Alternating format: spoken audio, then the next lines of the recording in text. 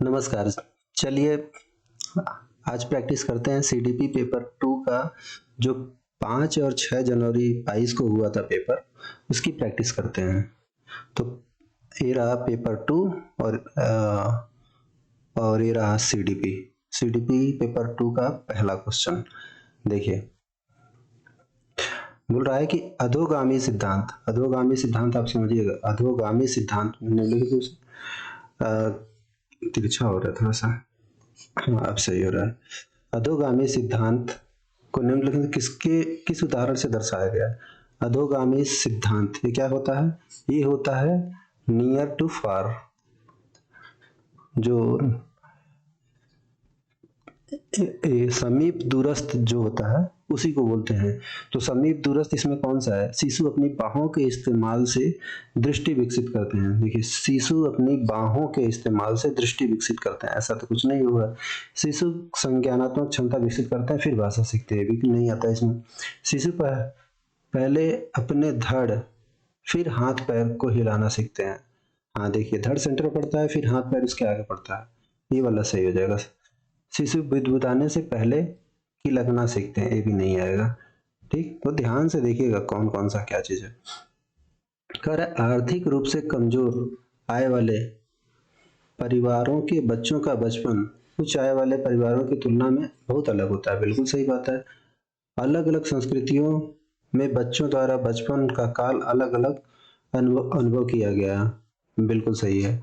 और ये इसका वो भी बता रहा, तो उत्तर हो जाएगा पहला। उसके बाद से कह रहा है बेहतर एथलेटिक्स मतलब शारीरिक क्षमताएं। ध्यान दीजिएगा।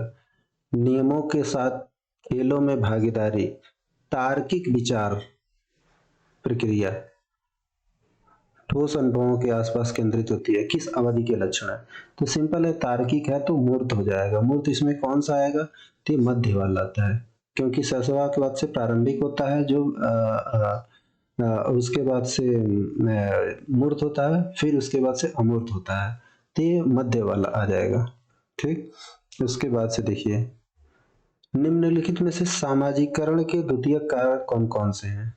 तो देखिए द्वितीय, परिवार को छोड़ दें तो द्वितीय कारक कौन कौन से हैं? तो आप देखिए मीडिया है बिल्कुल, स्कूल है बिल्कुल, किताब है बिल्कुल। तो उत्तर हो जाएगा 1, 3 और 4। लिख नहीं रहा, 1, 3 और 4।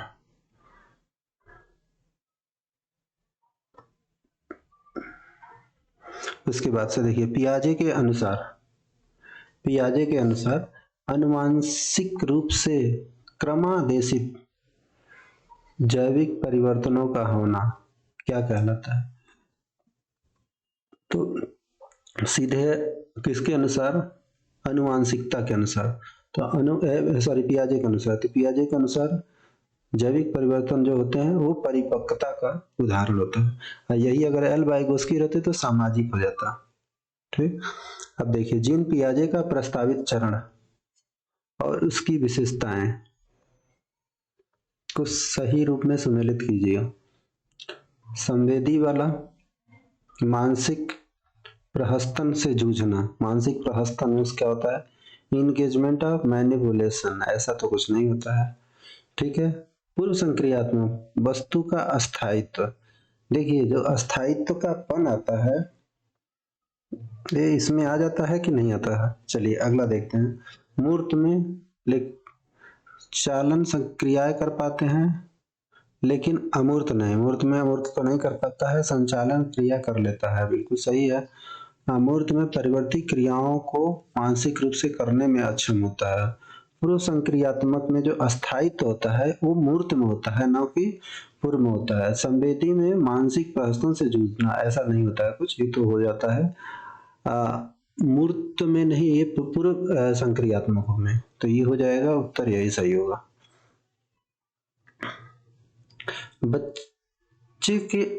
बच्चे का अपने आप से बात करना। देखिए अपने आप से बात करना, अगर यहीं पे देखिए बच्चे का अपने आप से बात करना, अगर हम पियाजे के अनुसार देखेंगे तो देखिए ये हो जाएगा उनके अहं केंद्रवाद का, ईगो सेंट्रिक होने का द्योतक है। बिल्कुल सही बात है, ये पियाजे के अनुसार। दूसरा अगर देखते हैं, उनकी सोच को विनियमित करने में उनकी मदद करता है, ये भी सही है। उनके मनोवैज्ञानिक और भाषा विकास में बाधा डालता है, बिल्कुल गलत बात है। गंभीर व्यवहार संबंधी समस्याओं की पहचान करता है, नहीं। उनकी सोच को विनियमित करने में उनकी मदद करता है। तो देखिए, अब जब यहाँ पे नहीं लिखा है तो इस क्वेश्चन का दोनों उत्तर सही हो सकता है। अगर पियाजे के अनुसार देखेंगे तो ये सही होगा, और अगर एल वाइगोस्की के अनुसार या फिर ऐसे जनरल वे में देखें तो उनकी सोच को विनियमित help to them regulate their thinking, regulate नहीं, यही होगा, क्योंकि ऑलरेडी उनकी सोच को विनियमित, सोच तो विनियमित है ही, उसको और आगे बढ़ाता तो समझ में आ जाता। यही आंसर सही होगा। चलिए अगला देखते हैं।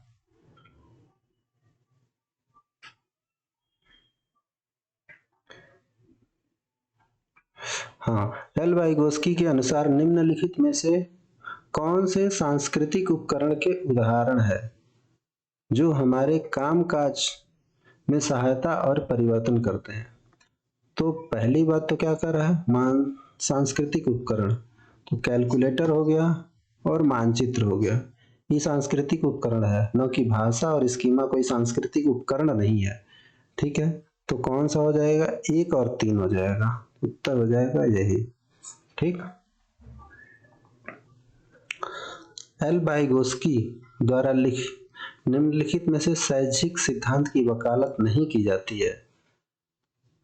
निम्नलिखित में से शैक्षिक सिद्धांत की वकालत नहीं कर सकती, इनाम और दंड, यही तो है। ठीक,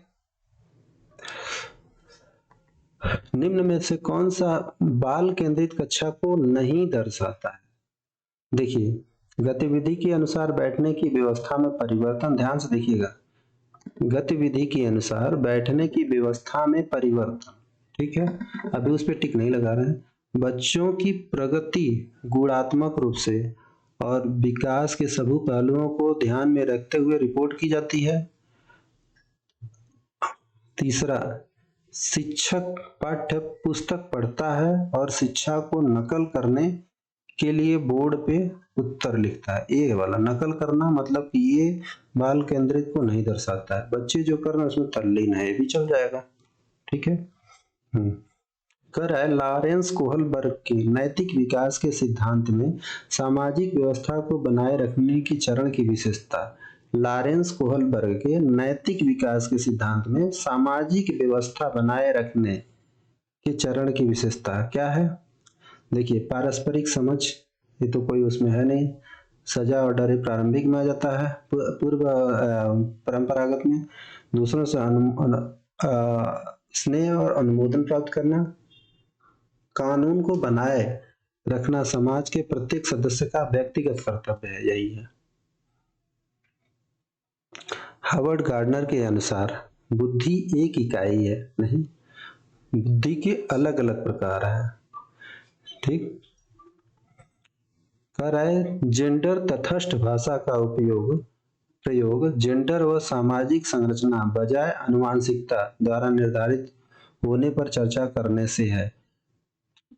जेंडर तटस्थ भाषा का प्रयोग, अब देखिए, जेंडर तटस्थ भाषा क्या है? Use of gender natural language and discussing gender as a social construction rather than being biological determined would. तो क्या होता है, ये जो है जेंडर तटस्थ भाषा का प्रयोग करेंगे, मतलब जेंडर युक्त भाषा का प्रयोग करेंगे और जेंडर के एक सामाजिक संरचना होने पर चर्चा करेंगे कि जेंडर एक सामाजिक संरचना है, चर्चा करेंगे तो इससे क्या होगा, जेंडर भेदभाव को और बढ़ावा मिलेगा। ठीक, अब देखिए, कह रहा है कि विविध पृष्ठभूमि मतलब, अब विविध पृष्ठभूमि मतलब वेरियस पृष्ठभूमि हो गया कि बच्चों को सीखने की सुविधा के लिए शिक्षक द्वारा किसका पालन किया जाना चाहिए? मानकीकृत पाठ्यक्रम बिल्कुल नहीं, योगात्मक मूल्यांकन बिल्कुल नहीं, पाठ्य पुस्तक केंद्रित शिक्षा शास्त्र, और यहाँ पे लिखा है विभेदित निर्देशात्मक शैलियां। अब देखिए, पाठ्य पुस्तक यहाँ पे टेक्स्ट बुक सेंट्रिक और differential instruction style, differentiated instruction style.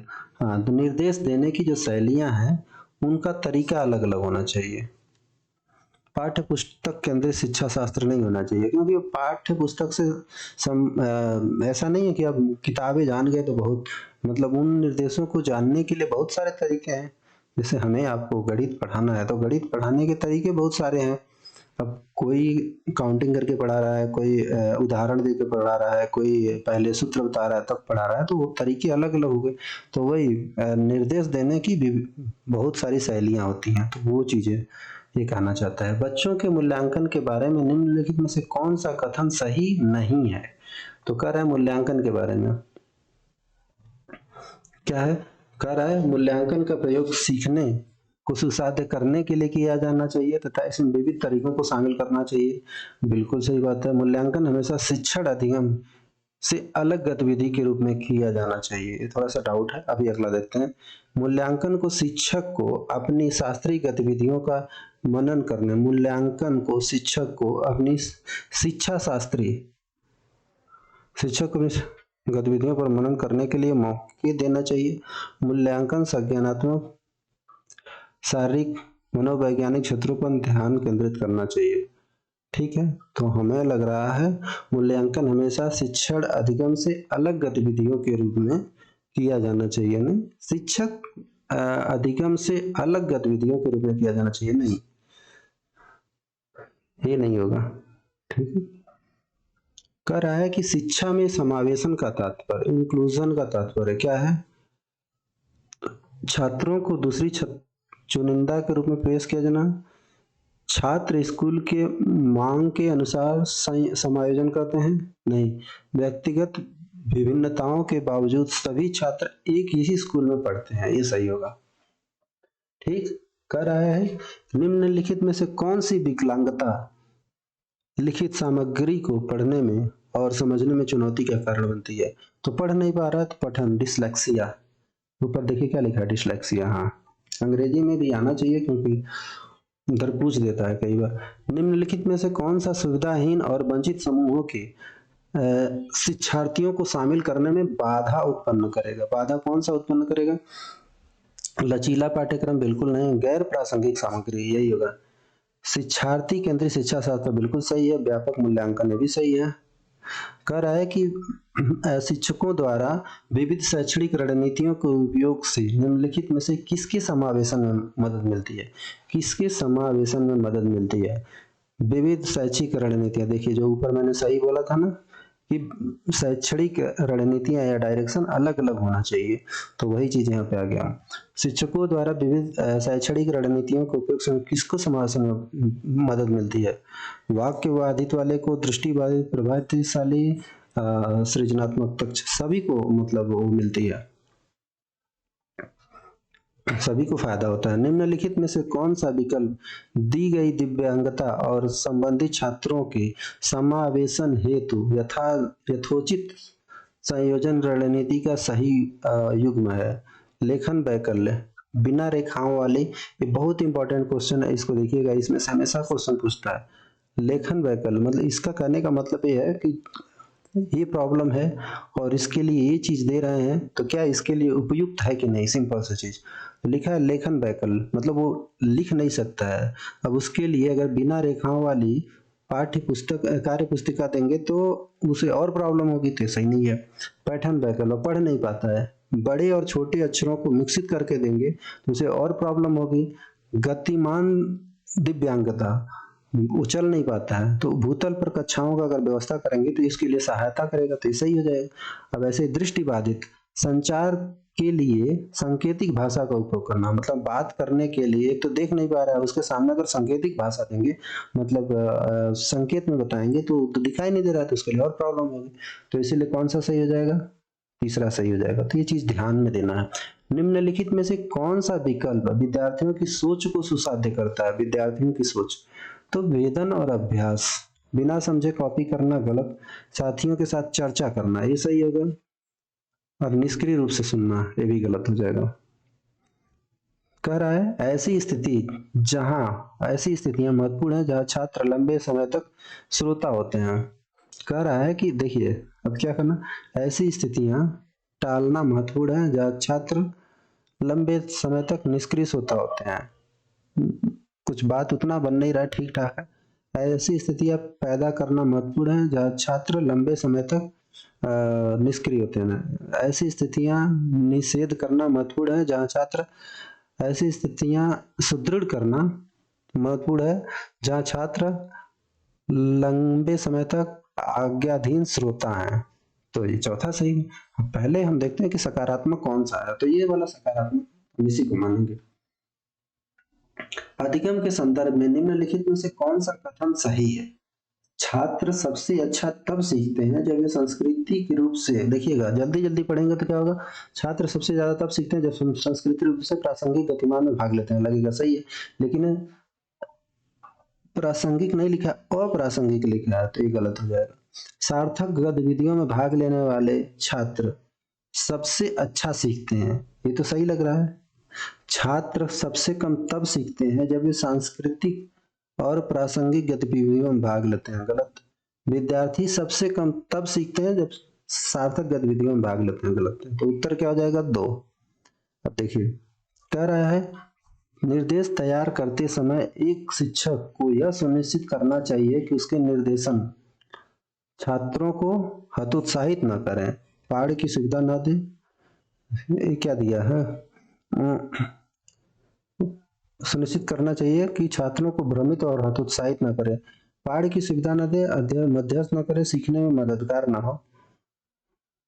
पहाड़ की सुविधा न दे, निर्देश तैयार करते समय, ऐसा तो नहीं है।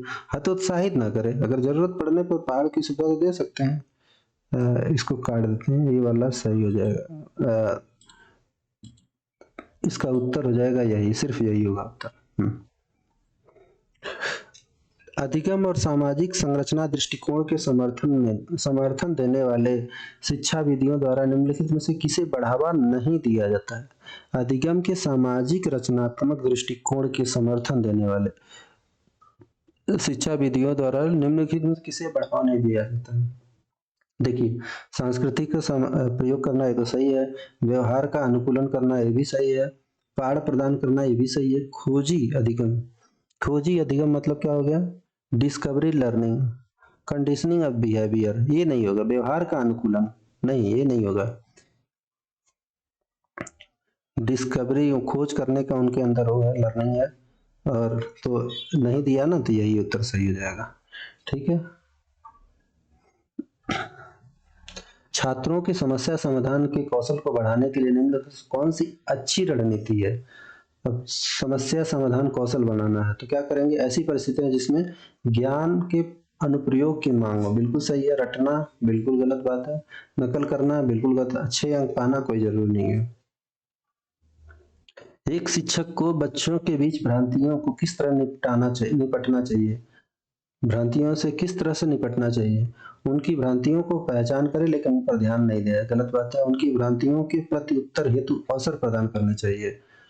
ठीक है, व्यक्त करने पर दंडित करें, सीधे उपचारात्मक के पास भेजना चाहिए। तो उत्तर जाएगा दूसरा। कह रहा है अधिगम प्रक्रिया में शर्मिंदगी हानिकारक होती है, इसलिए लर्निंग में शर्माना नहीं चाहिए क्लास में, जबकि होता है गांव से जो बच्चे आते हैं लगभग उनके अंदर एक ये हीन भावना पाई जाती है। मानकीकरण में लचीलापन, प्रस्तावित बदलाव, यही सही है। रचनात्मक से योगात्मक नहीं, रचनात्मक से योगात्मक, बिल्कुल योगात्मक से रचनात्मक हुआ। संरचनाओं की समझ से परीक्षा के लिए सीखना, की समझ से परीक्षा के लिए सीखना, बिल्कुल गलत, ऐसा कुछ नहीं। बहुविषयकता से कठोरता नहीं, कठोरता नहीं, कुछ नहीं, यही उत्तर सही हो जाएगा। अधिगम को रटने के बजाय समझने की ओर निर्देशित करना चाहिए, देखिए यही उत्तर हो जाएगा। तो इस तरीके से हमने 5 जनवरी को जो पेपर हुआ था 2022 को, वो मैंने पूरा कंप्लीट कर दिया 30। अब अगला देखिए 6 जनवरी को पेपर 2 जो हुआ था उसको हम कंप्लीट करने जा रहे हैं। देखिए पेपर 2 है और ये CDP है। तो अगर आप लोगों को अच्छा लग रहा हो तो प्लीज़ सब्सक्राइब कर दीजिएगा और अपने दोस्तों को भी शेयर कीजिएगा ताकि वे भी पढ़ें और वो भी एक ही बार में पास हो जाए। चलिए अगला देखते हैं, 6 तारीख वाला है। इसमें क्वेश्चन नंबर 1, बाल्य अवस्था से क्या अभिप्राय है? यह एक सामाजिक संरचना है या शारीरिक संरचना? देखिए बाल्यावस्था जो है ये क्या है आप बताइए, सामाजिक है कि शारीरिक संरचना है? तो बाल्यावस्था एक सामाजिक संरचना है। सामाजिक संरचनावादी मनोवैज्ञानिक होते हैं, वो बाल्यावस्था को सामाजिक कहते हैं, क्योंकि बाल्यावस्था में सामाजिकरण की गति सबसे तीव्र होती है, जिसके फलस्वरूप उनका जो सामाजिक विज्ञान तीव्र गति से होता है। समझ रहे हैं? बाल्यावस्था में समूह सदस्यता, सामाजिक गुण और बहुमुखी प्रवृत्ति ये सब चीजें आती है, तो इसीलिए इसको सामाजिक संरचना बोला गया है, ना कि शारीरिक संरचना। चलिए अगला देखते हैं, बाल विकास के समकालीन परिप्रेक्ष्य। बाल्य विकास के समकालीन परिप्रेक्ष्य कौन से हैं? परिप्रेक्ष्य क्या होता है पहले तो देख लीजिए, कंटेम्पररी पर्सपेक्टिव, ठीक है, तो बोलते हैं परिप्रेक्ष्य को बोलते हैं पर्सपेक्टिव, ठीक है। बच्चे को एक जैविक वर्ग के रूप में देखते हैं, बच्चे को दैविक वर्ग के रूप में देखते हैं, विशिष्ट चरणों में विभाजित करते हैं, बच्चे को विशिष्ट सांस्कृतिक और सामाजिक संरचना मानते हैं। तो उत्तर हो जाएगा यही, ठीक।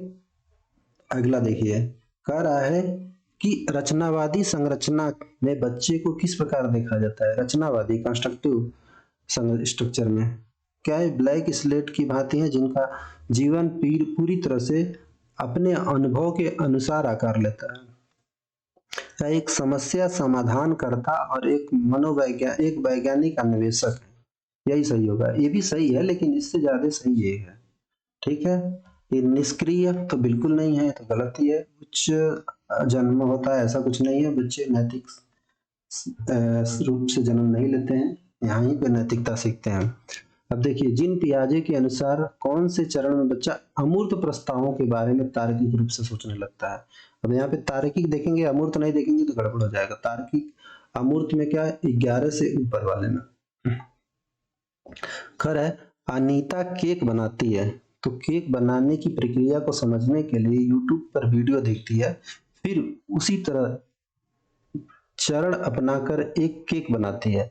इस सीखने की प्रक्रिया को क्या कहेंगे? तो देखिए, शास्त्रीय अनुकूलन कहेंगे, अवलोकन कहेंगे, अंतर्दृष्टि बोलेंगे, क्रियाप्रसूत बोलेंगे। इसको अवलोकन बोलेंगे। देख लेते हैं एक बार अंग्रेजी में इसको क्या लिखा है, ऑब्जर्वेशनल लर्निंग, हाँ यही होगा। तो इसको मतलब ऑब्जर्व करके वो सीख रही है, तो ये हो जाएगा अवलोकन अधिगम। चलिए, लिखा है कि एक बालक भूरे रंग की लकड़ी के मनके और 2 सफेद रंग की लकड़ी के मनके, मतलब ये भूरे रंग की है, ये है भूरा, ठीक। ये कितना है? टोटल 20 है। और ये कितना है? वाइट, ये कितना है? 2 है। दिए जाते हैं, बालक से पूछा जाता है तुम्हारे पास एक यहाँ पे छूट गया है, यहाँ पे होना चाहिए वाइट होना चाहिए। ऊपर देखिए, ऊपर लिखा है क्या? वाइट वुडन ब्रेड लिखा है ना, इसमें छूट गया है। कई बार क्या होता है कि अगर हिंदी में आपको नहीं दिखाई दे रहा अच्छे से, अंग्रेजी को ही मेन माना जाता है, तो एक बार अंग्रेजी में आप देख लीजिए। सीधे मैंने उस उत्तर को पेस्ट किया है, ठीक है। देखिए वहां पे नहीं लिखा है तुम्हारे पास लकड़ी के अधिक मनके हैं, तो तुम्हारे पास सफेद लकड़ी के अधिक मनके हैं या भूरे लकड़ी के अधिक मनके हैं। तो ये बोल रहा है कि ऐसा है। बालक कहता है कि भूरे के मनके अधिक है, बालक बोलता है कि भूरे के अधिक है। पियाजे के अनुसार बच्चा कौन सी अवस्था में? देखिए, जो संवेदी होता है, संवेदी में तो लड़के को कुछ पता ही नहीं है। पूर्व संक्रियात्मक में लड़का जान जाता है कि हाँ ये भूरा है, ये सफेद है, लेकिन वहां पे ये नहीं जान पाता है। वहां पे भी जान जाता है कि कौन सा ज्यादा है कौन सा कम है, लेकिन वहां पे ये नहीं जान पाता है कि भूरा है तो क्यों है, ठीक है, ये नहीं जान पाता है। तो इसीलिए ये किस में आ जाएगा? पूर्व संक्रियात्मक में आ जाएगा। अगर ये पूछा जाता है कि भूरा क्यों है या फिर ज्यादा क्यों है, ठीक है, वो ये तर्क नहीं दे पाएगा। अगर वो तर्क देने वाली बात आती तो मूर्त में संक्रियात्मक, तो ये हो जाएगा पूर्व संक्रियात्मक, ठीक है। 6 हो गया। 6 का बी। अब देखिए एल वाइगोस्की कौन सा है, हाँ सातवां ना। एल वाइगोस्की के अनुसार एल वाइगोस्की के अनुसार एक शिक्षक की क्या की प्राथमिक भूमिका क्या है। देखिए ध्यान दीजिएगा, प्राथमिक भूमिका बोल रहा है, विद्यार्थियों को सूचनाएं हस्तांतरित करना और हूबहू पुनरुक्ति पर बल देना, ठीक है। बच्चों को चिंतन को आलंबन प्रमाण करना, इनाम और सजा उपयोग करना, अधिकों को प्रोत्साहन देना, बच्चों के स्मरण कौशल को बढ़ावा देना। अब देखिए हमें कौन कौन सा सही लग रहा है, ए भी सही लग रहा है और ए भी सही लग रहा है, ठीक है। अब देखिए ये कह रहा है हस्तांतरण करना, हूबहू मतलब तरह से देखा जाए कह रहा है कि नकल करना पर बल देना, तो ये भी नहीं होगा और ये भी नहीं होगा। अब कह रहा है प्रारंभिक भूमिका क्या है, बच्चों के स्मरण कौशल को बढ़ावा देना है कि पाठ प्रदान करना है। अब सिंपल सी चीज, उनको तुरंत हेल्प चाहिए कि उनके स्मरण को कौशल देंगे, ठीक है। क्या करेंगे, अब आप बताइए क्या करेंगे। तो उनको क्या है, अभी बच्चे नया नया आए हैं तो उनको हेल्प करेंगे कि कैसे कैसे सीखोगे तुम लोग, ठीक है। उनके कौशल को भी तुरंत बढ़ाएंगे नहीं, तो ये वाला उत्तर सही होगा। जो इसको भी करेगा मेरे हिसाब से वो भी सही है, लेकिन ये ज्यादा सही है, ठीक है। उसके बाद से एल वाइगोस्की के अनुसार संज्ञानात्मक विकास को प्रभावित करने वाला मुख्य कारक क्या है। संज्ञानात्मक विकास को प्रभावित करने वाला, ठीक है, संज्ञानात्मक विकास को प्रभावित करने वाला जो मुख्य कारक है वो क्या है, परिपक्वता है। एल वाइगोस्की के अनुसार ये पियाजे रहता तो वैसे हो जाता, तो सामाजिक अंतःक्रिया है, ठीक है। कह रहा है एक किशोर विचार करता है कि यदि हिंज अपनी पत्नी को बचाने के लिए सब कुछ नहीं करता तो वह किसी मूल्य के जीवन से अधिक मूल्य, वह किसी मूल्य को जीवन से अधिक मूल्य देता है। तो ये कौन सी प्रक्रिया में होता है, जब एक जीवन से अधिक मूल्य किसको दिया जाता है, सार्वभौमिक नैतिकता को दिया जाता है, ठीक है। अब कह रहा है कि प्रगति, और वही बचा दिया तो बचाने में कौन सा नैतिक वाला, मतलब सार्वभौमिकता से जस्ट नीचे वाले में है वो, ठीक है। प्रगतिशील सिद्धांतों पर आधारित एक विद्यालय में विद्यालय की छुट्टियां और जनजातीय त्योहार एक ही समय पर पड़ते हैं तथा साप्ताहिक अवकाश भी साप्ताहिक बाजार वाले दिन पड़ता है, तो इसको क्या कहेंगे, क्या दर्शाता है, पिछड़ी विद्यालय प्रथाएं, बिल्कुल नहीं, विद्यालय व्यवस्था में लचीलापन को दर्शाता है, ठीक है। और सभ्यता नहीं दिखाता, अनभिज्ञता नहीं दिखाता है, ठीक है। हावर्ड गार्डनर के बहुबुद्धि सिद्धांत के अनुसार अपनी भावना अवस्था, अपनी, हावर्ड गार्डनर है उनके हिसाब से अपनी, देखिएगा अपनी भावनात्मक अवस्था, संवेगों, अभिप्रेरणाओं के बारे में जागरूक रहने की योग्यता को क्या कहते हैं, अंतः वैयक्तिक। ये होता है इंट्रा, में लगभग 4-5 बार आ चुका है, मैंने बताया इंट्रा मतलब अपना और इंटर मतलब दूसरा, तो इंट्रा इंट्रा वाले में ही होगा, ठीक है। अगर दूसरे के बारे में जानते हैं तो अंतरा हो जाएगा, ये उल्टा है, इंट्रा और अंतरा एक नहीं है, इंट्रा अंतर हो जाएगा, अंतरा इंटर हो जाएगा, ठीक।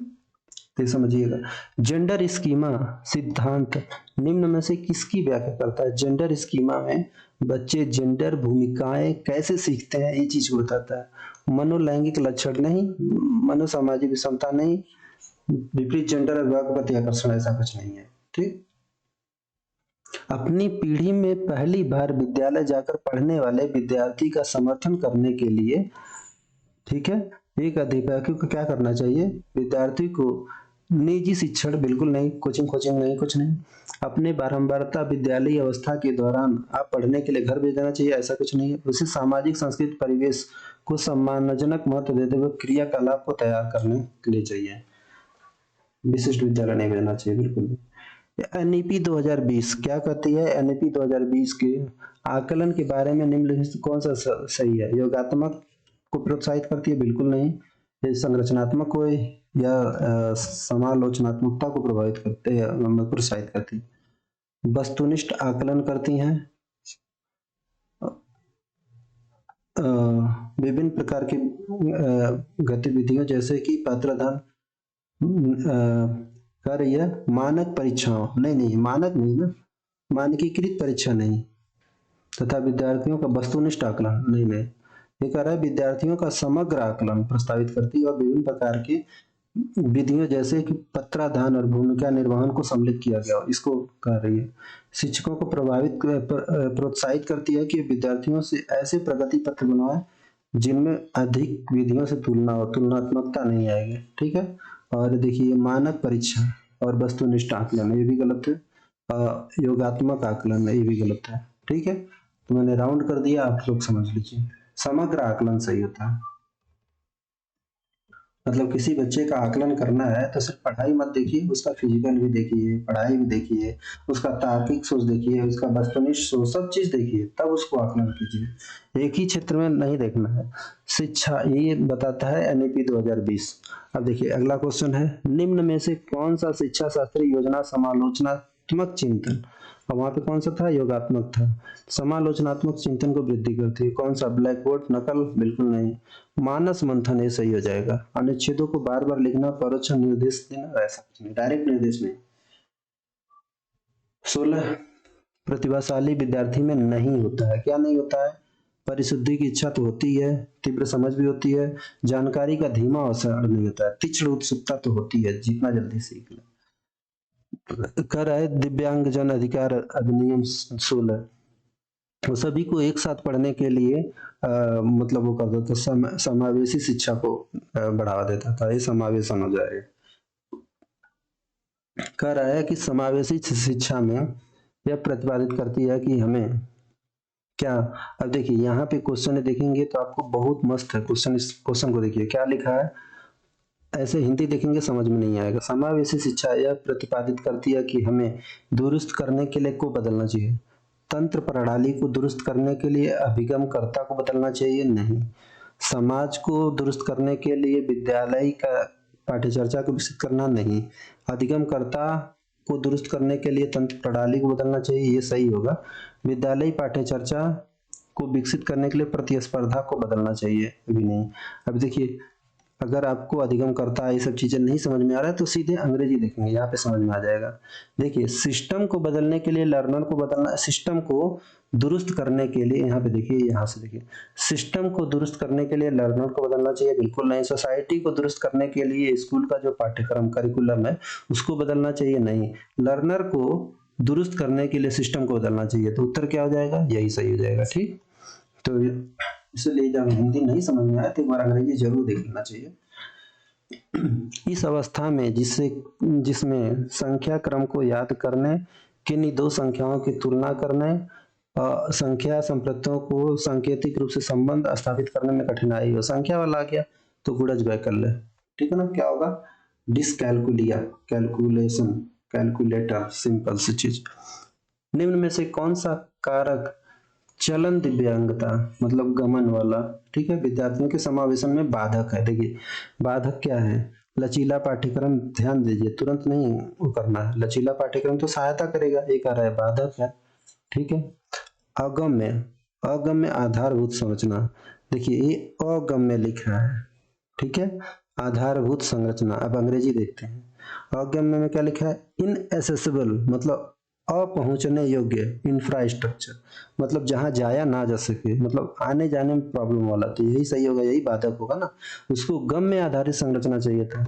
सहानुभूतिपूर्ण अभिवृद्धि है तो चलेगा, व्यापक मूल्यांकन उसका भी कर सकते हैं, ठीक है, तो ये वाला गलत है। 21 नंबर देख लीजिए, 21 नंबर बताता है कि जब कक्षा का वातावरण सकारात्मक हो तब अधिगमकर्ता को ज्ञात होता है कि वे दिखावट, व्यक्तित्व सफलता से परे होकर एक व्यक्ति के तौर पर समादृत होते हैं। ठीक, सही बात है, समझा जाता है जब वे छात्रों को मानकों को साबित करें, मानक साबित नहीं करना है, जब परीक्षा में बेहतर प्रदर्शन करें, ऐसा कुछ नहीं है। उन्हें सभी सिर्फ तभी समृद्ध समझा जाएगा जब जगह सिर्फ तभी बोले, सभी जगह बैठे और सिर्फ तभी बोले जब पूछा जाए, बिल्कुल नहीं, ज्यादा आदर्श नहीं बनना है।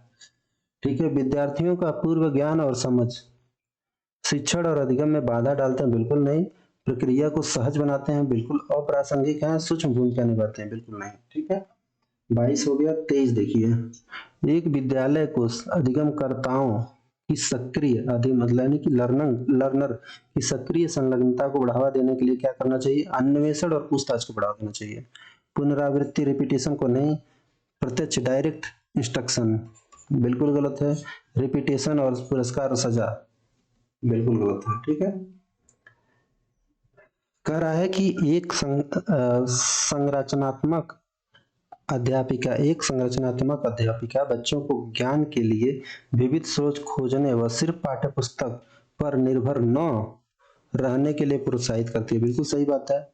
अधिगमकर्ता सक्रिय रूप से अधिगम के लिए इच्छुक होते हैं, जो लर्नर होते हैं अधिगम के लिए इच्छुक होते हैं, और फलस्वरूप अध्यापिका विद्यार्थी परस्पर सहयोग से अधिगम संरचना करते हैं। बिल्कुल सही बात है, और ये दोनों व्याख्या कर रहे हैं इसका। ठीक है, 25 कह रहा है वास्तविक जीवन की समस्याओं पर चर्चा को सुसाध्य करने, वास्तविक जीवन की समस्याओं पर चर्चा को सुसाध्य करने और विद्यार्थियों को विविध परिप्रेक्ष्यों पर चिंतनशील होने के लिए प्रोत्साहित करने में से विद्यार्थियों में समालोचन चिंतन बढ़ेगी। ठीक है, न कि अधीनता आएगी, आत्मकेंद्रितता, भ्रांति ये सब नहीं आएगी। ठीक है, 26 देखिए, समस्या समाधान में निम्न कौन सा अवरोधक है? साधन लक्ष्य विश्लेषण, पश्चगामी कार्यकारी युक्ति, स्वानुभाविक, प्रकार्यात्मकता। तो क्या है अंग्रेजी में देखिए, मीन्स इंड, फंक्शनल फिक्सडनेस ये है, प्रकार्यात्मक आबद्धता, ये देखिए आबद्धता लिखा ना, तो यही अवरोधक है, मतलब कि फंक्शनल फिक्सडनेस यही।